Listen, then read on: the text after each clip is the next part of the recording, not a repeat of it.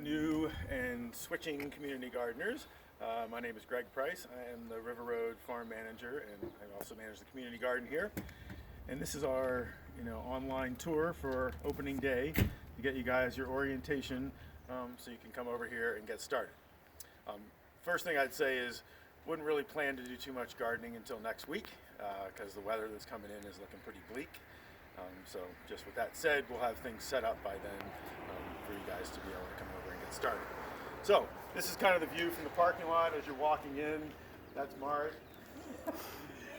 And we are going to just kind of walk you right through the property and go over all the ins and outs and do's and don'ts and such things. And then I'll also be sending you an email at some point in the near future to reinforce some of those things and to go into more detail with a few things too, so that you can actually absorb what we're going to do today, which is just going to be the basics. So, walking from the parking lot.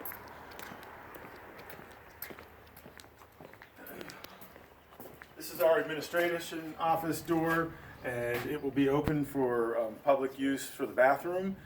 When there's people actually staffed in the office, this door is open from 8 to 5.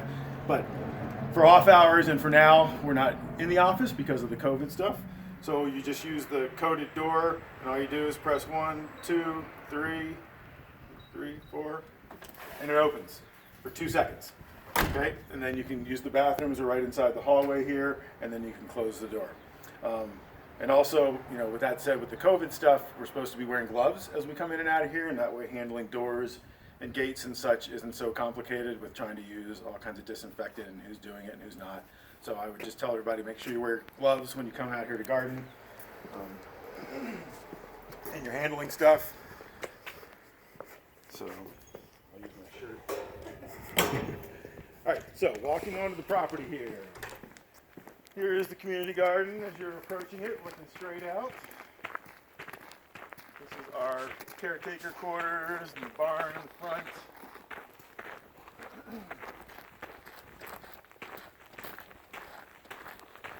This shed, this first shed that you encounter is the community garden, or rather, sorry, not the community garden shed, is our farm shed. And we'll have it posted with a sign that says for farm use only. But basically stuff in here is, off limits to community gardeners. This is just for the farm side of the operation. So as you guys are walking around, you'll see there's a straw pile right over here. Right, we just walked by the chicken coop there, and so there's a straw pile there. That straw is for your guys' use, however you might want to use it. And then anything that is around this shed, the farm shed, and we'll also post a sign here, is just for farm use only. So all this wire here that's attached to the farm shed is for farm use only. And this wood pile and all these posts and such, those are also for farm use only. Okay? And then as we get over here, all this stuff around this shed is for you guys to use. Wheelbarrows, there's stakes, trellising material, all kinds of tomato baskets and such. I just ask that you don't bring a bunch of outside stuff in and then leave it here. If you're going to bring additional things in, that's fine, but then take it with you, because it just means that we end up having to take stuff over to Home Resource at the end of the year.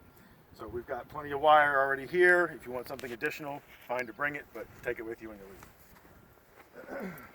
Here is the community garden shed. And the community garden shed is where we all share our tools, okay? So, for social distancing purposes, and also like we talked about wearing gloves, make sure you're handling stuff with gloves, and no more than one person in the shed at a time. Obviously, it's a family member that you're already close to, that's no big deal, but just keep following the same rules that we're all being told to follow when we're out in public. So as you come in here, look around, there's a variety of things in here. We've got hose, and we've got hand trowels. If you guys are buying stuff from nurseries, and you have, you can see the pots and stuff here, you just leave them here, or you can take them back yourself. But at the end of the spring, I will haul these back to a nursery, because it's not, it's plastic that can be reused generally. There's a couple of sifters if you want to use those for anything. We got a bunch of different shovels. These are digging forks, dirt rakes, hoop hose or hula hose, however you want to talk about them. We've got work gloves in here, but like I was saying, you should be coming with your own gloves right now. There are some seeds here for you guys, various watering implements, a couple of watering cans there, little library, first aid kit posted in here. And then if you're not familiar with the row cover, highly suggested, especially in the spring. Helps things to germinate, retains water a little bit better. You know, when you're germinating seeds, you're trying to germinate that top, or you're trying to wet that top inch or so of soil, which will dry out very fast on a day like today where it's near, you know, it's in the 60s and kind of dry. If you put that cloth, you only had to water it once a day rather than 2 or 3 times a day if you really want it to germinate well. So highly recommend using the cover cloth. If you're not familiar with it, just ask one of us. In addition to myself, Ian, who's holding the camera right now, he's the camera production master, and Alex, who is our caretaker, are available for questions and such. Okay, so here's our little, little hangout area. We got a swing, got a picnic table here. Still looking out to the south as we're walking from the farm, from the beginning of the farm, start of the farm there. And then we have 2 whiteboards here. So these are really important. There's a map on the board, and so this map is not looking at the garden like this. So if you're looking at the map, you're actually looking at the garden, which is just to my left here, out here like this, okay? So that's how it translates.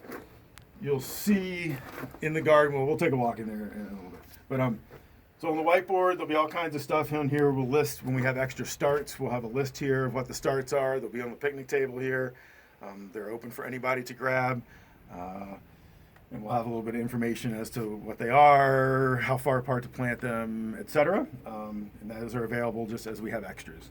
And then this whiteboard, I'll usually kind of keep a update on there every 2 to 3, 4 weeks, just depending on what's going on, letting you know if there's any kind of big weed problems or just some basic reminders of what time of year it is and what you should be, what to think about in your garden. A lot of times I'm just reminders to do things like water your plants deeply and so forth. Okay, so but these are really important, and please check in on them. When you come, at least once a week or so, to see if anything has changed or if there's anything going on that you need to know about. In addition, there are phone numbers up here, Ian's phone number and my phone number, and then we'll have Alex's phone number up here as well.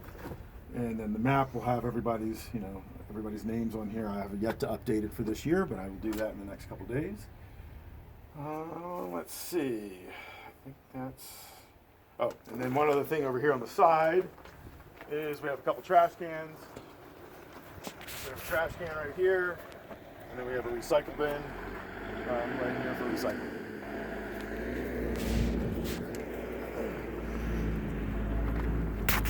So for compost and manure this year, you'll be able to take 2 5-gallon buckets.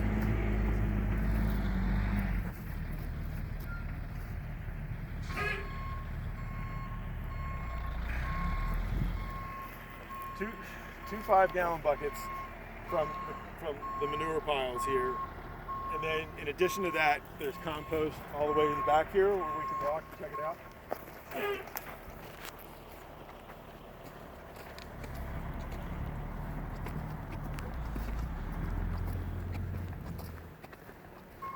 So whenever you're back here in the compost area, all you need to know mainly is that there are signs back here telling you, where you can dump and where not to dump.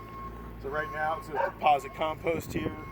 So you can bring any of your household compost here. That includes meats, oils, breads, things like that. We mix the compost and it's a small proportion of it. So it's not a problem to compost those things here.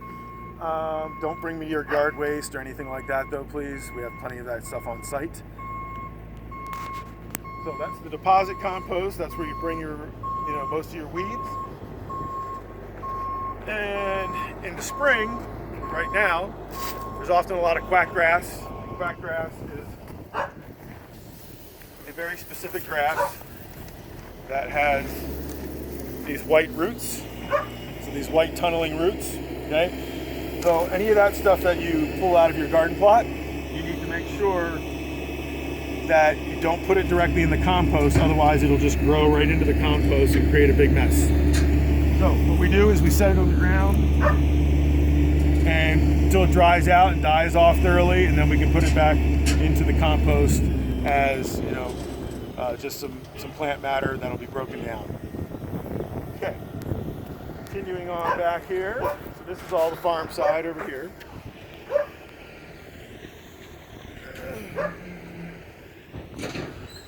It'll all be very clear when you walk out here. The sheds are kind of right in between where most of the farm is and the community garden. So one side's one thing, the other side's another.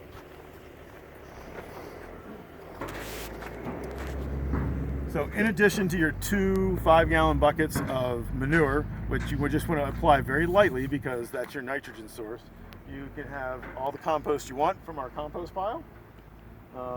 It's our Usable compost pile, or USA Bull. It's supposed to be usable, but it is usable. So there it is. You can take whatever you want from there for compost, and that's better for like building your soil's organic matter, which will help you retain nutrients and water in the long term. So I would suggest you put some of that on your beds as well. Okay, so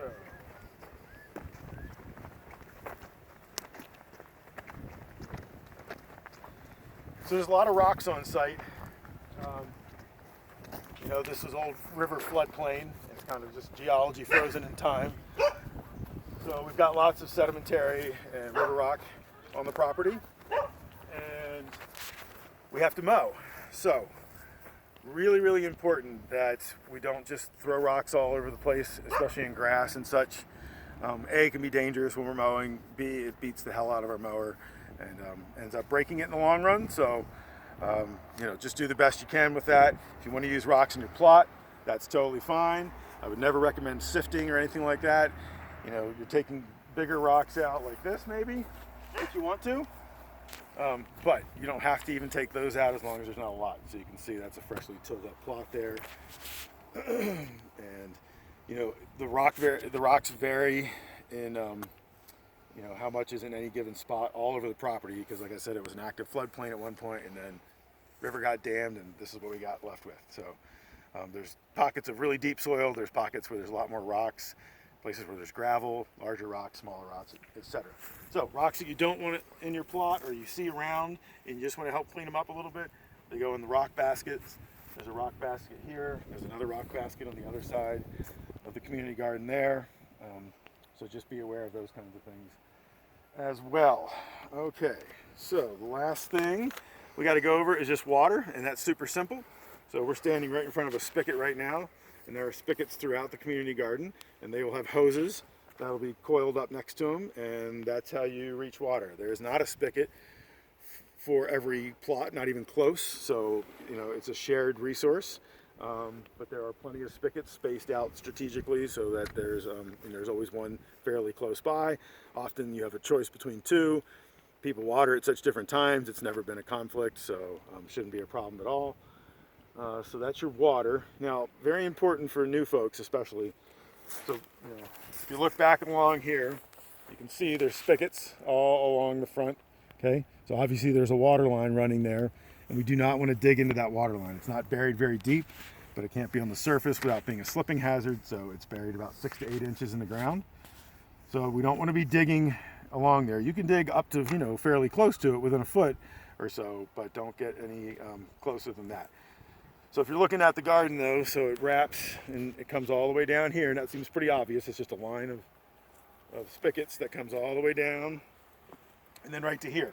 And then you'll see from here, I've marked it with twine. And because it becomes less obvious because there's not as many spigots along here. So then we hit this corner, line comes all the way along here. So who's ever in these plots that are along the line need to be very careful to not dig into the pipe, okay? So you can dig quackgrass from on top of the pipe, but what you have to do is angle dig very easily until you find where the pipe itself is, and then you can dig grass around it, okay? And we have had people just take a fork, jump right on top of it, and you punch a hole in that line and water shoots, and I'm not kidding, it's like 40 feet in the air, and then the water's all shut off for everybody until we can fix it. And fixing it sometimes takes 15 minutes, sometimes it takes more than that. Sometimes it's not something I can get to right away depending on what's going on the farm side. So please pay attention to where the water line is and where you're sticking your fork. And we're just going to walk you through it just to show you it's not why we do this. It's because it's just not so obvious where they are. So it kind of runs all the way down here. We got another spigot for some of these plots along here. And then we cut into the garden.